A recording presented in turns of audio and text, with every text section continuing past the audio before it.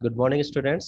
आज फिर अपन स्टार्ट करते हैं ग्रेविमेट्रिक एनालिसिस। ठीक है, ग्रेविमेट्रिक एनालिसिस के फर्स्ट पार्ट के अंदर हमने बेसिक बेसिक पढ़ लिया था। इसके अंदर हम पढ़ने वाले थे उसके प्रिंसिपल क्या है, स्टेप्स क्या है, प्रेसिपिटेशन किस किस टाइप से हो सकता है, और लास्ट में थर्ड पॉइंट में हमारे पास था बेरियम सल्फेट। तो बेरियम सल्फेट का हम यहाँ पे एस्टिमेशन करेंगे। हालांकि ये हमारे पास प्रैक्टिकल के अंदर है और इसको हम प्रैक्टिकल के अंदर पूरा परफॉर्म करके वहाँ पे बेरियम सल्फेट की वैल्यू को निकालेंगे करेंगे। तो जहाँ पे हमें किसी प्रकार के कैलिब्रेशन की जरूरत नहीं है। ठीक है, तो ग्रेविमेट्रिक एनालिसिस वो एनालिसिस है जिसके अंदर हम प्रीवियसली कोई कैलिब्रेशन नहीं कर रहे हैं। यहाँ पे हम जो भी रिजल्ट फाइंड आउट कर रहे हैं वो किसके अकॉर्डिंग फाइंड आउट कर रहे हैं, उसकी प्यूरिटी के अकॉर्डिंग हम आइडेंटिटी करके उसकी परसेंटेज प्यूरिटी निकाल रहे हैं।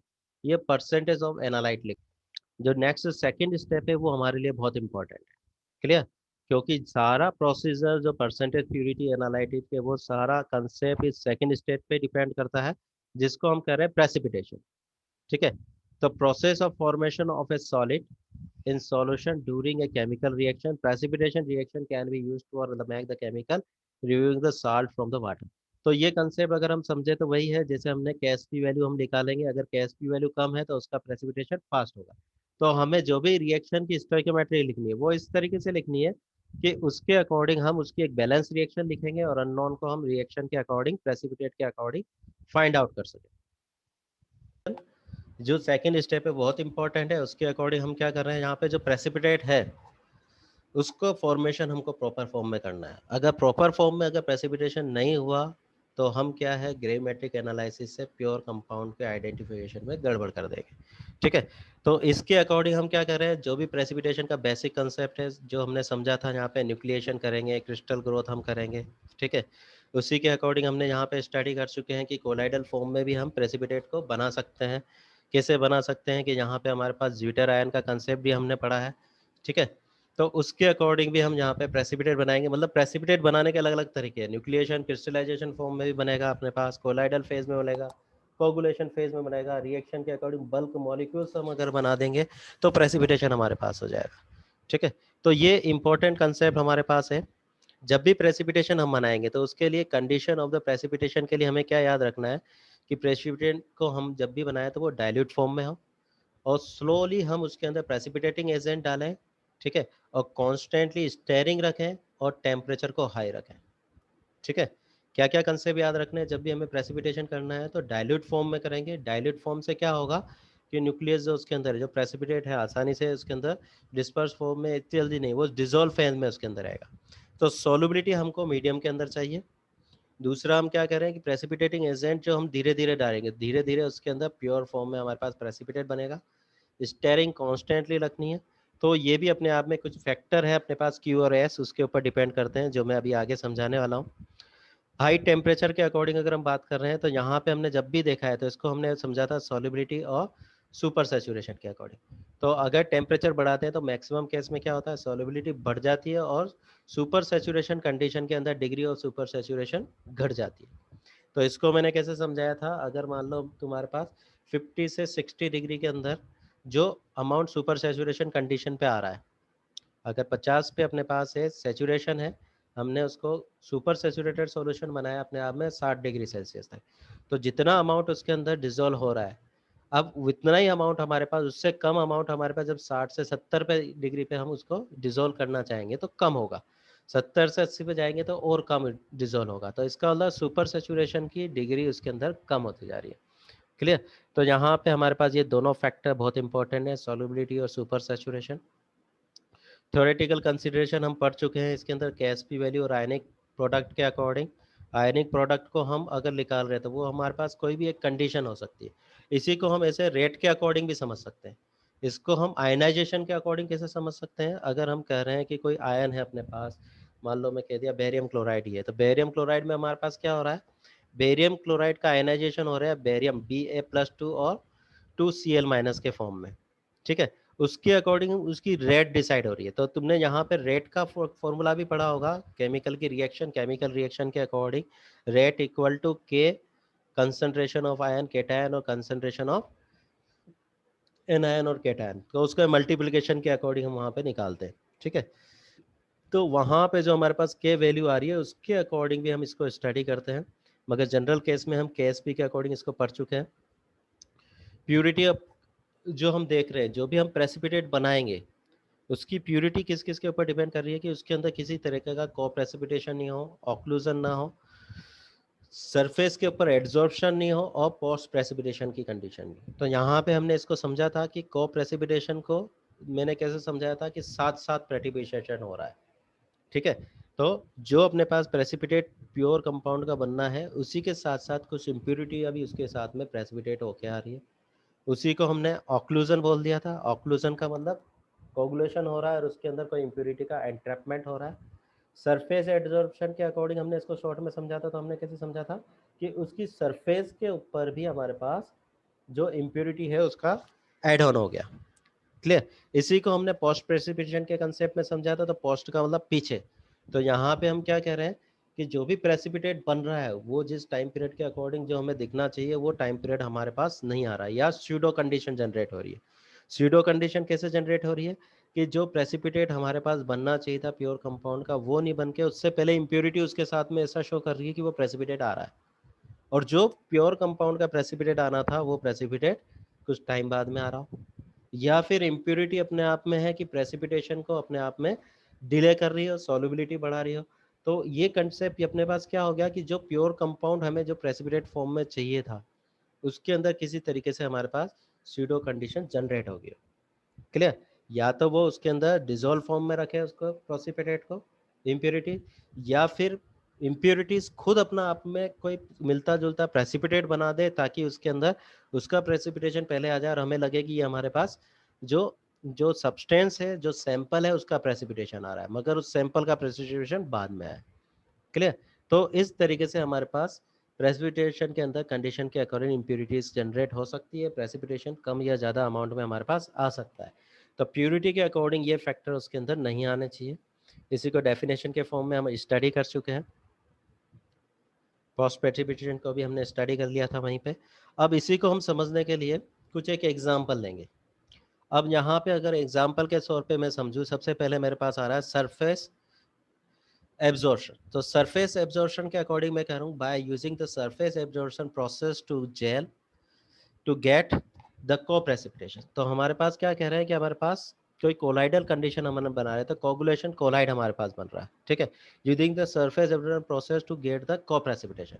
तो कैसे हो रहा है, एग्जांपल के तौर पे the reaction between the silver nitrate in determination chloride ion to get the AgCl as a colloid, and also the silver ion absorb with nitrate or other ions anions। तो यहाँ पे अगर हम ये कह रहे हैं कि हमने प्रेसिपिटेशन किया क्लोराइड आयन का, किससे, सिल्वर नाइट्रेट से। सिल्वर नाइट्रेट के मॉलिक्यूल के साथ में अपने पास AgCl बन रहा है। AgCl के सराउंडिंग में जो AgCl के कोलाइडल पार्टिकल है उसके सराउंडिंग में अपने आप में क्या हो रहा है, एक पॉजिटिव चार्ज की Ag+ की लेयर डिपॉजिट हो रही हो, या फिर जब वो लेयर बन गई प्राइमरी लेयर उसके अंदर ही उसके सराउंडिंग में सेकेंडरी लेयर नाइट्रेट या किसी एनायनिक इम्प्योरिटी की बन रही हो, तो होगी गड़बड़। तो इस तरीके से क्या हो गया, जो हमारे पास प्रेसिपिटेट का अमाउंट आ रहा है वो अमाउंट उससे ज़्यादा आ रहा है। क्यों, क्योंकि सरफेस एड्जॉर्प्शन हो गया कोलाइडल सरफेस की वजह से, क्लियर। तो दूसरा, तो ये भी अपने पास एक को प्रेसिपिटेशन हो गया। दूसरा हमारे पास क्या हो सकता है, barium sulphate form by the adding the barium chloride to a solution containing the sulphate. तो बेरियम सल्फाइड जब हमारे बना रहे सल्फाइड, बेरियम सल्फेट मतलब BaSO4, BaSO4 हम बना रहे हैं, किससे बना रहे हैं, बेरियम क्लोराइड। तो हमारे पास बेरियम क्लोराइड BaCl2 है, जब सल्फेट उसके अंदर डाला या फिर H2SO4 हमने डाला तो उसके अंदर क्या हो सकता है, इम्प्योरिटी के फॉर्म में सल्फेट है, लेड है, एसीटेट है। हमें क्या चाहिए था, सिर्फ बेरियम सल्फेट चाहिए था, मगर यहाँ इम्प्योरिटी के फॉर्म में एसीटेट भी है, लेड भी है और सल्फेट भी सॉल्यूशन के अंदर है। तो को प्रेसिपिटेशन किसके अकॉर्डिंग हो गया, is the lead ion replace the barium ion. तो यहाँ पे क्या हो गया, हमारे पास जो प्रेसिपिटेट मिल रहा था किसका, बेरियम सल्फेट का, वो बेरियम सल्फेट का ना मिलके हमको बेरियम सल्फेट के अंदर बेरियम को रिप्लेस कर दिया पीबी ने, लेड ने। तो PbSO4 बन गया, वो भी व्हाइट कलर का, ये भी व्हाइट कलर का। तो हमें क्या लग रहा है, हाँ भाई हमारा बेरियम सल्फेट का प्रेसिपिटेट आ रहा है, but that is the effect of the को precipitation of the PbSO4 to get the lead sulphate, जिसकी वजह से हमारे पास लेड सल्फेट बन रहा है एज ए को प्रेसिपिटेट। तो इस कंसेप्ट में हमारे पास क्या हो रहा है कि जो प्रेसिपिटेट है वो दो तरह का प्रेसिपिटेट मिल रहा है। बेरियम सल्फेट का भी मिल रहा है, लेड सल्फेट का भी मिल रहा है। तो ये हमारे पास एक मिक्स्ड क्रिस्टल फॉर्मेशन हो गया। तो दो तरह के क्रिस्टल इसके अंदर फॉर्म हो रहे हैं, बेरियम सल्फेट और लेड सल्फेट। तो यहाँ पे ये भी एक को प्रेसिपिटेशन का एग्जाम्पल हो गया।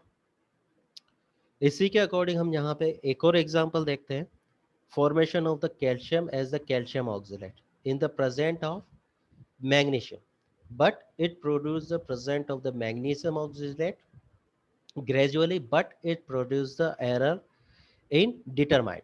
तो अब हमारे पास यहाँ पे एग्जांपल आता है पोस्ट प्रेसिपिटेशन का। पोस्ट प्रेसिपिटेशन के अकॉर्डिंग हम क्या कह रहे हैं कि हम बनाना चाह रहे हैं मैग्नीशियम ऑक्साइड, ठीक है। हम क्या बना रहे हैं, MgO बनाना चाह रहे हैं, मैग्नीशियम ऑक्साइड मैग्नीशियम ऑक्सिलेट बनाना चाह रहे हैं। हम क्या बनाना चाह रहे हैं, Mg2C2O4 बनाना चाह रहे हैं, ठीक है। तो हमारे पास MgC2O4 बनाना चाह रहे हैं, ठीक है। मैग्नीशियम ऑक्सिलेट हम बनाना चाह रहे हैं, तो मगर हमारे पास क्या बन रहा है, MgC2O4 ना बन के हमारे पास उसके अंदर इम्प्योरिटी के फॉर्म में कैल्शियम है, तो कैल्शियम ऑक्सिलेट उसके साथ प्रेसिपिटेट दे रहा है। तो यहाँ पे फिर गड़बड़ होगी। जब कैल्शियम ऑक्सिलेट हमने यहाँ पे प्रेसिपिटेट दिखा रहा है, तो हमें कैसा लग रहा है कि मैग्नीशियम ऑक्सिलेट का प्रेसिपिटेशन आ रहा है, मगर मैग्नीशियम ऑक्सिलेट का तो प्रेसिपिटेशन हुआ ही नहीं। तो इसका मतलब यहाँ पे कौन सी कंडीशन आ रही है हमारे पास, पोस्ट प्रेसिपिटेशन। जो हमको फाइंड आउट करना है वो पोस्ट प्रेसिपिटेट हो रहा है, उससे पहले कैल्शियम ऑक्सिलेट प्रेसिपिटेट हो रहा है, ठीक है। तो वो भी हमारे पास इम्प्योरिटी जनरेट कर रहा है। कॉपर सल्फाइड के अकॉर्डिंग हम देखें, will precipitate in acidic solution in the presence of zinc ion, but eventually zinc sulfide with precipitate। यहाँ पे पोस्ट प्रेसिपिटेशन का एक और एग्जांपल आ गया अपने पास। तो copper sulphide will precipitate in the acidic solution in present of the zinc ion. हमारे पास copper sulphide को हम प्रेसिपिटेट कर रहे हैं, जबकि हमारे साथ उसके अंदर क्या है, जिंक आयन भी है, but eventually zinc sulphide will precipitate. तो यहाँ पे क्या हो रहा है कि हमें क्या चाहिए था, कॉपर सल्फाइड चाहिए था, ठीक है। हमें मिल क्या रहा है, उसके साथ में जिंक सल्फाइड पहले मिल रहा है। तो हमें क्या लग रहा है कि कॉपर सल्फाइड का प्रेसिपिटेशन पूरा हो गया, तो मगर उसका पूरा नहीं हुआ है। तो ये भी किस तरह की इम्प्योरिटी हो गया हमारे पास, पोस्ट प्रेसिपिटेशन का एग्जाम्पल हो गया। तो यहाँ पे एक तरह की इम्प्योरिटी और आती है हमारे पास प्रेसिपिटेशन के अकॉर्डिंग, जिसको हम कह रहे हैं आइसोमॉर्फिक रिप्लेसमेंट। आइसोमॉर्फिक रिप्लेसमेंट को हम ऐसे समझें कि जैसे अगर मान लो तुम्हारे पास, तो पहले इसको बताता हूँ, two compounds are isomorph, it means the same types of formula and crystalline in the similar geometrical form and the same lattice dimension, so one ion can replace another in the crystal easily। तो यहाँ पे अगर तुमने पढ़ा होगा lattice, lattice तो lattice जो तुमने पढ़ा है, लैटिस जिसको तुमने हिंदी में पढ़ा होगा जालक, ठीक है, सॉलिड स्टेट के अंदर। तो वहाँ पे अपने पास एक सेल होती थी जिसके अंदर हम क्या कहते थे, आयन को किसी एक सिस्टमेटिक अरेंजमेंट के अकॉर्डिंग उसकी BCC या अपने पास बॉडी सेंटर या अलग अलग स्ट्रक्चर हम वहाँ बनाते थे। अब यहाँ पे क्या हुआ कि एक आयन दूसरे आयन को वहाँ पे उस सेल के अंदर से रिप्लेस कर देता है, और वो भी सेम लेटिस स्ट्रक्चर बनाता है। तो यहाँ पे क्या हो गया कि उस आयन के साथ साथ हमारे पास क्या हो गया, आइसोमॉर्फिक फॉर्म में जो दूसरा आयन था वो उसके स्ट्रक्चर के अंदर आ गया है, ठीक है। तो इसकी वजह से भी हमारे पास में इम्प्योरिटी जनरेट होगी in the precipitation of Mg+2, ठीक है। तो मैग्नीशियम आयन है as a magnesium ammonium phosphate. तो मैग्नीशियम अमोनियम फॉस्फेट की बात कर रहे हैं हम, जब potassium have the nearly the same ionic size as the ammonium ion and can replace it to form the magnesium potassium phosphate। तो हमारे पास स्ट्रक्चरली एक फॉर्मूला है हमारे पास, जिसके अंदर हम कह रहे हैं डबल साल्ट के अकॉर्डिंग हमारे पास डबल केटायनिक साल्ट है, इसके अंदर मैग्नीशियम+2 है और NH+4 अमोनियम आयन है, फॉस्फेट के फॉर्म में ये अपने पास है अपने पास में। अब इसी के अंदर हम क्या कह रहे हैं, जो इसके अंदर ये सॉल्ट है डबल सॉल्ट, इस डबल सॉल्ट के अंदर हमारे पास क्या हो गया कि पोटेशियम अमोनियम के जैसी स्ट्रक्चर वहाँ पे रखता है। तो उसका आयनिक साइज सेम होने की वजह से वो क्या कर देगा, उसके अंदर अमोनियम आयन को उसमें से रिप्लेस कर देगा और खुद उसकी जगह आ जाएगा। तो यहाँ पे क्या बन गया अपने पास, मैग्नीशियम पोटेशियम फॉस्फेट बन गया, ठीक है। और हमें क्या लग रहा है कि मैग्नीशियम अमोनियम फॉस्फेट का प्रेसिपिटेट आ रहा है, ठीक है। तो ये हो गई गड़बड़। तो ये किसकी वजह से हो गया अपने पास, आइसोमॉर्फिक रिप्लेसमेंट की वजह से। तो यहाँ पे इस तरीके से हमारे पास अलग अलग टाइप से प्रेसिपिटेट के फॉर्म में हमारे पास इम्प्यूरिटीज जनरेट हो सकती है, ठीक है। तो ये गड़बड़ होगी तो जिसकी वजह से हम ग्रेविमेट्रिक एनालिसिस को प्योर फॉर्म में आइडेंटिफाई नहीं कर पाएंगे। इसके बाद नेक्स्ट चीज़ हमारे पास प्रेसिपिटेशन के अंदर ही आती है, बहुत इंपॉर्टेंट चीज़ है जिसको हम बोल रहे हैं प्रेसिपिटेटिंग एजेंट। प्रेसिपिटेटिंग एजेंट का क्या काम है? तो इसके अंदर प्रेसिपिटेटिंग एजेंट क्या करेगा, वहाँ पे प्रेसिपिटेट बनने में हेल्प करेगा, ठीक है। तो इसके अंदर हम कहें ideally a gravimetric precipitating agent should react specially और at least the selectively with the analyte. तो यहाँ हम यह क्या कह रहे हैं कि अगर प्रेसिपिटेटिंग एजेंट हमने किसी को सेलेक्ट किया है तो वो किसी स्पेसिफिक एनालाइट से जुड़ने के लिए ही बना है, ठीक है। जैसे हम बायोकेमिस्ट्री में पढ़ते हैं ना, एंजाइम सबस्ट्रेट रिएक्शन, तो एक स्पेसिफिक एग्जाम एक स्पेसिफिक सब्सट्रेट से ही बाउंड होता है। वैसे ही प्रेसिपिटेटिंग एजेंट में हम क्या कर रहे हैं कि जो एक प्रेसिपिटेटिंग एजेंट है उसको हम इतना सेलेक्टिव लेंगे कि वो किसी स्पेसिफिक एनालाइट से ही बाउंड हो, ठीक है। तो specific reagent which are rare, ठीक है, react only with a single chemical species. अब यहाँ पे कहना तो आसान है मगर ऐसा मिलना मुश्किल है कि कोई हमने रिएजेंट लिया और वो किसी स्पेसिफिक या किसी सिंगल एनालाइट से रिएक्ट करे, ठीक है। मगर जो कम ज़्यादा से ज़्यादा सेलेक्टिव हो उसको हम सेलेक्ट कर सकते हैं। तो selective reagent which are more common react with a limited number of species.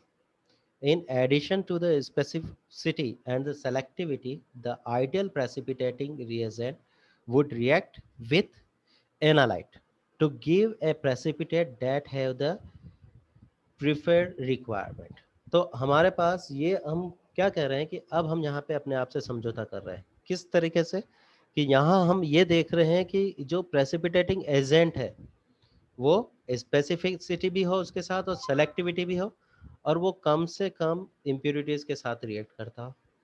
मतलब हम अगर सब्सटेंस को देख रहे हैं तो हम ये विश्वास करें कि इस तरह की इम्प्योरिटी इसके अंदर नहीं हो सकती ताकि वो प्रेसिपिटेट बनाए, क्योंकि आइडियल केस में एक अपने पास प्रेसिपिटेटिंग एजेंट सिर्फ एक ही एनालाइट से रिएक्ट करे, that is not possible. Clear? तो यहाँ पे हमारे पास प्रेसिपिटेटिंग एजेंट का हम सिलेक्शन करेंगे। प्रेसिपिटेटिंग एजेंट में भी हमारे पास हो गया इनऑर्गेनिक प्रेसिपिटेटिंग एजेंट, क्योंकि हम सब्सटेंस को कलेक्ट कर रहे हैं तो ऑर्गेनिक भी होंगे और इनऑर्गेनिक भी होंगे।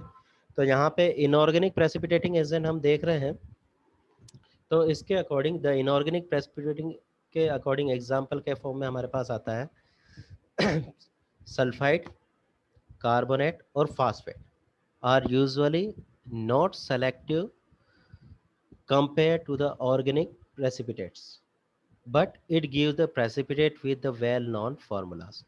तो यहाँ पे हम ये समझ रहे हैं कि इनऑर्गेनिक प्रेसिपिटेटिंग एजेंट के फॉर्म में हम ये कह रहे हैं कि ये जो एजेंट है वो अपने आप में ऑर्गेनिक सब्सटेंस से रिएक्ट करके प्रेसिपिटेट नहीं बना रहे, वो क्या कर रहे हैं किसी न किसी स्पेसिफिक मेटल से रिएक्ट करके अपने पास में प्रेसिपिटेट बनाएंगे। जैसे अपने पास सल्फाइड की हमने बात कर दिया तो ये हमने पास पीबीएस बना दिया, ब्लैक प्रेसिपिटेट हमारे पास बना दिया, ठीक है। तो इस तरीके के जो हमने पास में इनऑर्गेनिक से साथ में रिएक्ट करके प्रेसिपिटेट बना रहे हो उस तरह के एजेंट को हम बात करेंगे।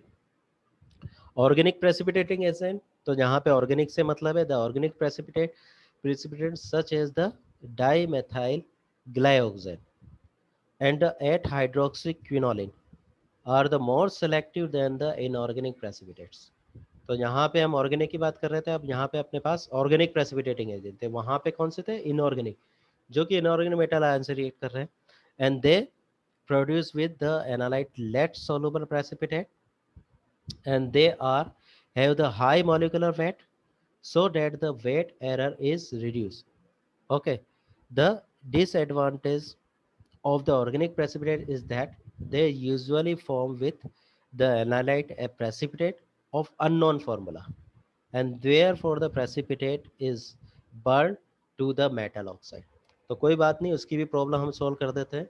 तो यहाँ पे हमारे पास क्या कर दिया, ऑर्गेनिक प्रेसिपिटेटिंग एजेंट जो हम सेलेक्ट कर रहे हैं उसके हम अंदर हम क्या कह रहे हैं कि जो भी ऑर्गेनिक प्रेसिपिटेटिंग एजेंट है तो वो किससे मिलके बना हुआ है, हमारे पास ऑर्गेनिक सब्सटेंस से मिलके बना हुआ है, ठीक है। ऑर्गेनिक सब्सटेंट है, ऑर्गेनिक फॉर्मूला है उसके अंदर, तो इसका मतलब उसका मॉलिक्यूलर साइज भी बड़ा है। जिसका मॉलिक्यूलर साइज बड़ा होगा उसके अंदर क्या रहता है, उसकी प्रेसिपिटेटिंग नेचर फास्ट होती है। तो वो आसानी से डिजोल्व फॉर्म उसकी कम होगी और प्रेसिपिटेशन उसका जल्दी से हो जाएगा। क्यों? क्योंकि उसके अंदर केएसपी वैल्यू भी अपने आप में क्या होगी, कम होगी। ठीक है, मगर इसके साथ में ये क्या कह रहे हैं कि जहाँ पे डिसएडवांटेज हमको क्या मिलता है कि वो एनालाइट से रिएक्ट करके अपने पास में और फॉर्म भी जनरेट कर देते हैं। ठीक है, मगर यहाँ पे हमारे पास इसका सॉल्यूशन क्या है कि जब वो और फॉर्म बना देंगे, एक या दो या तीन फॉर्म उन्होंने बना दी प्रेसिपिटेट के साथ में, तो जब हम उसको बर्न करेंगे तो उसके अंदर क्या बचेगा, सिर्फ मेटल बच जाएगा और वो मेटल का ऑक्साइड बच जाएगा, जिससे हम हमारे आप में इसको जो भी इम्प्योरिटीज के अकॉर्डिंग उसको हटा के बाकी को हम क्या कर सकते हैं, हमारे सब्सटेंट की प्योरिटी को फाइंड आउट कर सकते हैं। ठीक है, तो यहाँ पे क्या हो गया कि जो भी हमारे पास सब्सटेंस है ऑर्गेनिक प्रेसिपिटेटिंग एजेंट के अकॉर्डिंग उसको इजीली आइडेंटिफाई कर सकते हैं। किस तरीके से आइडेंटिफाई कर सकते हैं कि यहाँ पे वो अपने आप में बड़े बड़े मॉलिक्यूल बना के प्रेसिपिटेट बनाएगा।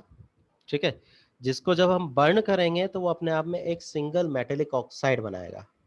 तो उससे हमें जो सब्सटेंस के अंदर अगर मेटेलिक इम्प्योरिटीज मेटेलिक सब्सटेंस को हमें आइडेंटिफाई करना है तो उस मेटल आयन के ऑक्साइड से हम मेटल आयन को फाइंड आउट कर सकते हैं और रिएक्शन की स्टोइकियोमेट्री से हम उसकी प्योरिटी को आइडेंटिफाई कर सकते हैं।